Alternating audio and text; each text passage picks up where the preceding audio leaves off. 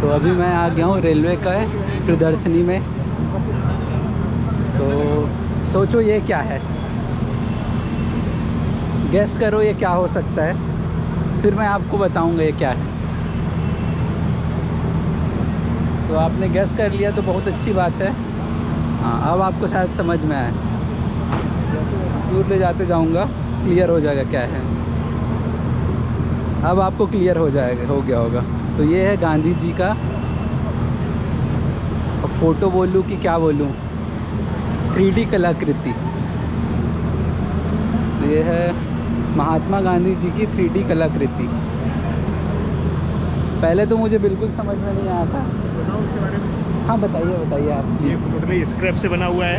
ये हमने रायपुर डिवीज़न के पीपीआर भिलाई में, आरओएस डिपो है पीपीआर भिलाई में, वहाँ पे बनाया है। अच्छा।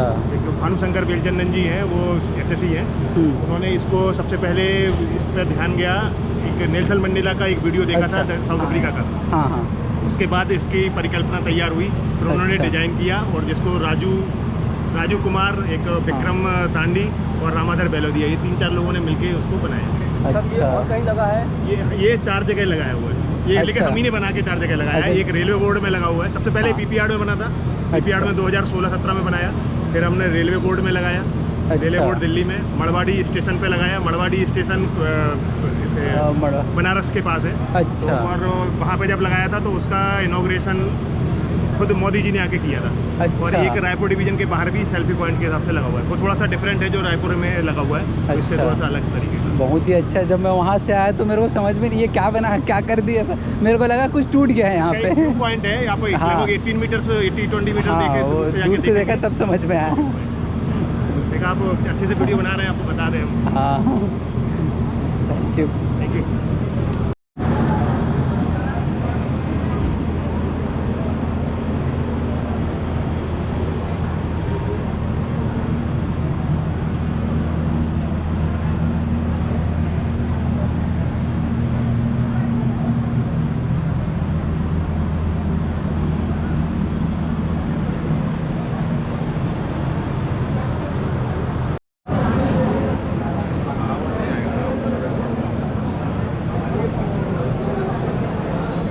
और ये मॉनिटर पे जो आपको डायग्राम दिख रहा है, कोई सिंपल डायग्राम नहीं है।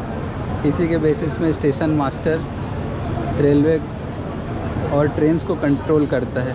इसी के बेसिस पे वो डिसाइड करता है कि कौन सा ट्रेन कौन से ट्रैक पे आने वाला है।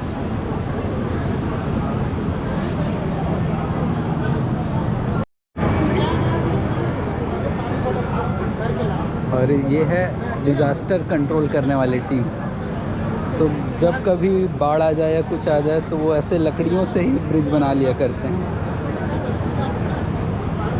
तो डिज़ास्टर मैनेजमेंट में हमारे रेलवे का भी बहुत बड़ा रोल रहता है। तो कहीं अगर एक्सीडेंट हो जाता है तो इंजन को ऐसे लकड़ियों से क्रेन बना के भी उठाया जाता है। साला मेरा पैसे से तुम दवाई दारू मंगाता था, अब पैसे दिए भूल जाता था। ठीक है साहब, ये 40,000 के दे वाला लेने का क्या देखता हूँ।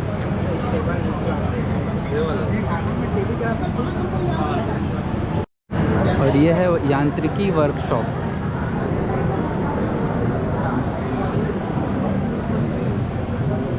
Smoke and fire detection system in AC coaches. Sir ये कैसे काम करता है, थोड़ा एक्सप्लेन करेंगे? ये smoke and fire detection system है। जनरली जब कोच में आग लगती है तो धुआं होता है। इसमें एक सक्शन मोटर चलते रहता है हमेशा। अच्छा। और ये आपका सैम्पलिंग पॉइंट्स होते हैं, यहाँ से हमेशा हवा अंदर खींचते अच्छा। रहता है, सिस्टम तक जाते रहता है। जैसे इस सिस्टम को पता चलता है कि आपका एयर में स्मोक पार्टिकल्स हैं, तो ये स्मोक डिटेक्टर आपका एक्टिवेट हो जाता है। सबसे पहले आपका 20 सेकेंड में आपका ये अलर्ट अलार्म बजने लगता है। उसके बाद आपका 30 सेकेंड के बाद एक्शन अलार्म बजेगा। ठीक है, उसके कम से कम 45 सेकेंड के बाद कोच में ब्रेक लग जाएगी। अच्छा। ठीक है, ब्रेक जैसे लग जाएगा तो ये मतलब कम से कम उसके बाद कम से कम 55 सेकेंड के बाद अनाउंसमेंट होगा। सिस्टम कम से कम ये इंश्योर करता है कि रेक पूरा रुक गया है पूरी तरीके से। उसके बाद ही आपका ये अनाउंसमेंट करेगा कि आग लगने की संभावना है और इस मतलब ब्रेक लगा दी गई है, आप धीरे से उतर जाइए। हिंदी और इंग्लिश में दो तरीके से आपका अनाउंसमेंट होगा। मतलब आग लगने की संभावना रहेगी तो आपका गाड़ी रुक जाएगा और ताकि जितने भी पैसेंजर हैं वो धीरे से उतर जाए और आपका जो भी मतलब आग लगने के कारण से कोई भी नुकसान या फिर किसी का जान का खतरा है वो ना हो, उसके लिए ये सिस्टम को लगाया गया है। ये सिस्टम बहुत फास्ट काम करता है। अच्छा, ये और JK एग्जिम का है। ये सिस्टम नया है क्या? द बर्निंग ट्रेन जब मूवी बनी उस टाइम तक ये नहीं था? नहीं, उस समय नहीं था। ये अभी अच्छा। नया ही LHB कोचेस में इंट्रोड्यूस हाँ। किया गया है। इसको LHB और ICF दोनों में ही लगाया गया है। अच्छा, अभी इसका कम से कम हाँ। यहाँ बिलासपुर में 70% कोचेस में लग चुका है। अच्छा, AC कोचेस में। अच्छा। और नॉन AC में कैसे डिटेक्ट करेंगे? उसमें तो नॉन AC के लिए फिलहाल सर्कुलर- रेलवे अभी तक नहीं है क्योंकि नॉन AC अच्छा। कोचेस में ज़्यादातर जलने का घटना उतना नहीं हुआ है। ज़्यादातर अच्छा, आपका ऐसा। ये जो घटना है AC कोचेस में हुआ है। अच्छा, और इसीलिए अभी क्या कर रहा है कि टॉयलेट एरिया जहाँ पे इलेक्ट्रिकल पैनल्स वगैरह होते हैं या फिर जहाँ पे जलने की ज़्यादा संभावनाएं होती है वहाँ पे आपका सैम्पलिंग पॉइंट होता है। ये रेसिप्रेटर पॉइंट है जहाँ से आपका हर समय ये आपका एयर सक करते रहता है। अच्छा, ठीक है, जैसे उसको स्मोक का पार्टिकल्स मिलेगा ये आपका एक तरीके से बोले तो फोटो इलेक्ट्रिक सेंसर के ये में प्रिंसिपल पे काम करता है। अच्छा। और ये क्या है? इतनी बड़ी ट्रेन, मतलब ये उसको ले जाने के लिए लंबे रेल्स को हाँ, ले जाने- ये आपका कम से कम 260 मीटर का जो रेल लाइन होता है अच्छा, हाँ। उसको ट्रांसपोर्ट करने के लिए ये जो वैगन है ये तो ये ऐसे ही चलते हैं रेल्स। तो यहाँ पे ये वाला एरिया जब यहाँ अलग अलग मूवमेंट होता है तब ये रेल्स में कुछ नहीं आता? नहीं, इसका एक क्या बोलेंगे स्लैकनेस मतलब हाँ, एक एंगल तक ही जाता है। हम लोग का एरिया में भी बहुत ज़्यादा कर्व नहीं होता है। उस अच्छा। कर्व को ध्यान में रख करके ये बनाया गया है। अच्छा।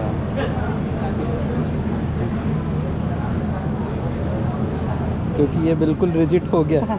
ये हाँ, ये नहीं, थोड़ा मूव होता होगा। नहीं, ये आपका देखिए हाँ, जैसे आपका लोहा है बोल के आप रिजिड है हाँ। बोल रहे हैं, लेकिन जैसे हाँ। जैसे ये आपका 260 मीटर हम बोल रहे हैं वो हाँ। बहुत लंबा लेंथ होता है। हाँ। और जितना लंबा लेंथ होता है ना तो आपका वो फ्लेक्सिबिलिटी आ जाता है। अच्छा, आप कभी भी देखिएगा ना ये आपका हाँ। सीधा नहीं रहेगा। अच्छा, हाँ, जैसे आपका लोहा हाँ। आपका इतना है तो हाँ, ठीक है हाँ। वो आपका सीधा है, लेकिन जैसे आप उसको लंबा और लंबा कर दीजिएगा हाँ, वो जैसे थोड़ा- आपका ये रड भी यहाँ हाँ। पे तो आपका लेंथ कम है बोल के है, जैसे आपका हाँ। ये बहुत ज़्यादा लंबा हो जाता है हाँ, तो थोड़ा मोड़ा, बेंड करता है, अच्छा थोड़ा मोड़ा बेंड कर जाता बेंड हो है। ही जाता है उतना। अच्छा, तो उसमें उतना दिक्कत नहीं है। ठीक है। तो ये वैगन है 260 मीटर लंबे रेल को ले जाने के लिए। हाँ, उसको ट्रांसपोर्ट करने के लिए। और ये है पैसेंजर इमरजेंसी अलार्म, मतलब वो चैन जो पुल करते हैं वो है। हाँ, ऐसे अच्छा। और इधर ये जो रखे हैं ये सब क्या है? ये वैगन टाइप है। ये आपका जो है रायपुर के द्वारा बनाया गया जो गार्ड वैन है। अच्छा। ये BVZ-C है जो अभी इसको BVZ-I से रिप्लेस किया गया है, लेकिन ये BVZ-C है जो पहले चलते थे।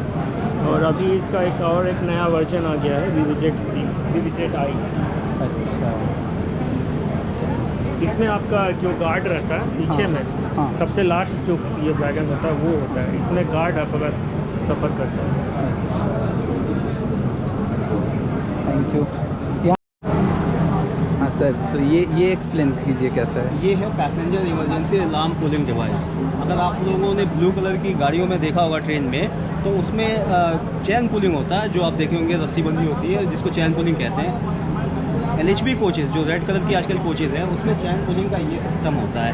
अगर कभी इमरजेंसी में आपको ट्रेन रोकना हो तो आप इसका इस्तेमाल करके ट्रेन को रोक सकते हैं, लेकिन ऐसा नहीं है कि आप किसी भी वजह से ट्रेन को रोक दें। इसमें जेल भी हो सकती है, RPF आपको जुर्माना भी लगा सकता है। इसके रोकने के कई कारण होते हैं, कोई बड़ा कारण हो तभी इसको खींचा जाता है। तो यहाँ पे ये जो वर्किंग मॉडल है मैं आपको ये दिखाना चाहता हूँ कि काम कैसे करता है। देखिए, कोच के अंदर हर कूपे के अंदर ये चीज़ लगी होती है जिसको खींचना जाता है। अगर मैं इसको खींचूंगा, देखिए मैं यहाँ से इसे खींचता हूँ तो यहाँ पे एक इंडिकेटर दिखेगा आपको रेड कलर का जल गया, और ये चीज़ दिखेगी आपको यहाँ पे एक लाइट जल गई। ये जो लाइट होता है ये कोच के डोर के बाहर होता है, तो ये इसलिए लगा होता है कि ताकि गार्ड और ड्राइवर को पता चल सके कि किस कोच के अंदर ACP यानी कि चेन पुलिंग हुई है।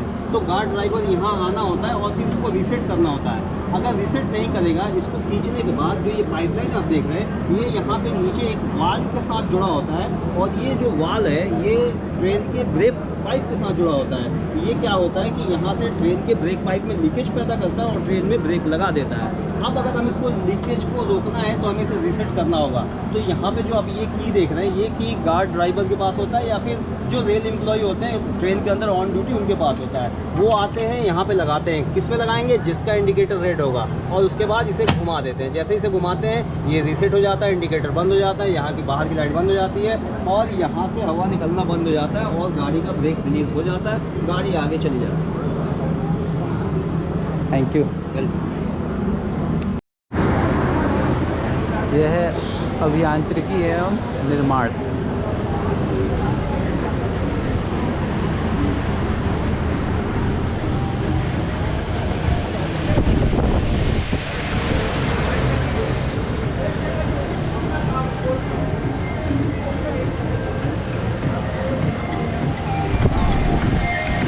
तो अभी सर ने एक्सप्लेन किया है।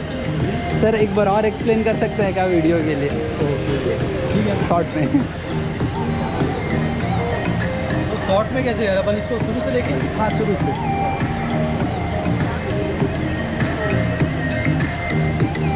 ये हमारा एल्कोमीटर है। इसको बेसिकली यूज़ किया जाता है जो पेंट है उसकी थिकनेस मेजर करने के लिए। तो सबसे पहले हम इसको कैलिब्रेट कर लेते हैं। ये 0 की रीडिंग दिखाएं। अब अपन इसकी जो रीडिंग है ये एग्जैक्ट शो कर रहा है या नहीं, ये चेक करने के लिए हमारे पास कुछ फिल्म है। इन फिल्म से इसकी जो थिकनेस है वो मेज़र कर लेते हैं। इसकी फिल्म ऑलरेडी हमको 51 माइक्रॉन शो कर रही है। ये हम इसकी जो थिकनेस है वो इससे चेक कर लेंगे। इसको शो ये 52 माइक्रॉन इसकी जो थिकनेस, इस फिल्म की थिकनेस वो हमको शो करना है, जबकि इस पर दिखाया गया है कि 51 ± 2 माइक्रॉन, मतलब टॉलरेंस लिमिट में। ये अपनी लिमिट पे है, मतलब अपना मशीन सही काम कर रहा है। फिर इसके बाद ये हमारे गर्डर के कुछ प्लेट्स हैं। ये जो पहला जो प्लेट है ये सैंड ब्लास्टिंग की कंडीशन पे है, तो इस पर सैंड ब्लास्टिंग करके इसके ऊपर जो भी रस्ट सब हटा दिया गया है। सेकेंड जो कंडीशन है इस पर एल्यूमिनियम की मेटलाइजिंग की गई है, तो 2 कोट मेटलाइजिंग है। देन नेक्स्ट जो है ये हमारा है जिंक क्रोमेट का प्राइमर, उसके ऊपर एल्यूमिनियम के 2 कोट पेंट किए गए हैं। तो सबसे पहले सैंड ब्लास्टिंग का हम एल्कोमीटर से थिकनेस चेक करते हैं। तो इसकी ये जो है नॉर्मली अपने को 10 माइक्रॉन से लेकर के 20 माइक्रॉन के बीच का, चूँकि इसकी सरफेस रफ है, रीडिंग ये शो करेगा। ये हम इससे चेक कर लेते हैं, जैसे 11.5 माइक्रॉन ये शो कर रहा है। फिर नेक्स्ट हम लोग देखते हैं मेटलाइजिंग। तो मेटलाइजिंग की मिनिमम वैल्यू हम लोग को मिलनी चाहिए 150 माइक्रॉन, तो वो हम चेक कर लेते हैं जो मिनिमम वैल्यू हमको मिल रही है अभी, देखिए 187। और कुछ और पॉइंट्स पे चेक कर लेते हैं 250, 179। तो जो मिनिमम वाला अपना क्राइटेरिया है मेटलाइजिंग का वो हमारा फुलफिल हो रहा है। फिर नेक्स्ट हम देखेंगे जिंक क्रोमेट प्राइमर की थिकनेस। तो इसके ऊपर ही जिंक क्रोमेट का प्राइमर किया गया है, तो इसकी जो मिनिमम थिकनेस हम लोग को मिलनी चाहिए 180 माइक्रॉन, वो हम लोग चेक कर लेते हैं कि मिनिमम थिकनेस का जो क्राइटेरिया इसे फुलफिल हो रहा है या नहीं। ये 239, 204, 214, 219, 308, तो मिनिमम वाला क्राइटेरिया इससे फुलफिल हो जा रहा है। फिर नेक्स्ट एल्यूमिनियम पेंट का जो मिनिमम वाला क्राइटेरिया है वो है 210 माइक्रॉन, वो हम लोग इसे चेक कर लेते हैं। 229, 232, then 191, 469, तो जो मिनिमम जो क्राइटेरिया है इससे फुलफिल हो जाएगा। देन नेक्स्ट हमारा ये है लेज़र मीटर, लेज़र मेज़र से हम किसी भी 2 पॉइंट के बीच की जो डिस्टेंस है वो मेज़र कर सकते हैं। ये अपने इस वाले एज से एग्जैक्ट डिस्टेंस मेज़र करके बताता है। तो जैसे इस वाले इस एज से उस बैनर के बीच की जो डिस्टेंस है वो हम लोग मेज़र करके देख रहे हैं। जैसे हम ये बटन प्रेस करेंगे एक लेज़र में वहाँ तक जाएगी, और जैसे दूसरी बार हम प्रेस करेंगे तो इस एज से लेकर के उस बैनर तक की जो डिस्टेंस है वो इस पर शो हो जाएगी। जैसे ये जो डिस्टेंस है ये है 2.829 मीटर, तो इससे हम डिस्टेंस मेज़र कर सकते हैं। देन ये हमारा ऑटो लेवल है, इससे रोड या रेलवे ट्रैक उसकी जो लेवल से वो हम चेक कर लेते हैं। Thank you. तो ये है रेल प्रदर्शनी एग्जीबिशन। तो यहाँ है संपर्क एवं हेरिटेज। स्काउट्स एंड गाइड्स, वाणिज्य एवं परिचालन, संकेत एवं दूर संचार, दो बार है 6:30 से 7। नागरिक सुरक्षा संगठन, और यहाँ पे है यांत्रिकी एवं वर्कशॉप, चिकित्सा एवं सेट, जॉन एम्बुलेंस, और इधर इंजीनियरिंग एंड निर्माण।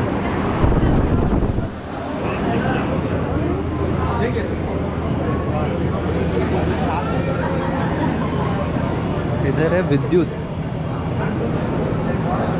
रेलवे सुरक्षा बल, और इधर है दक्षिण पूर्व मध्य रेलवे महिला कल्याण संगठन।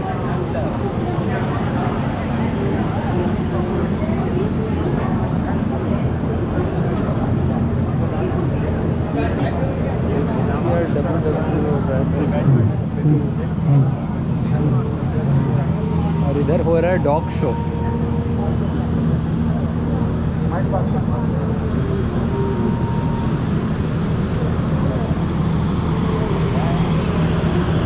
और इस तरफ इलेक्ट्रिक इंजन के बारे में कुछ बताया गया है। तो अभी थोड़ा टाइम कम है, मुझे निकलना पड़ेगा, तो इस वीडियो में इतना ही। Please subscribe this channel. Thank you.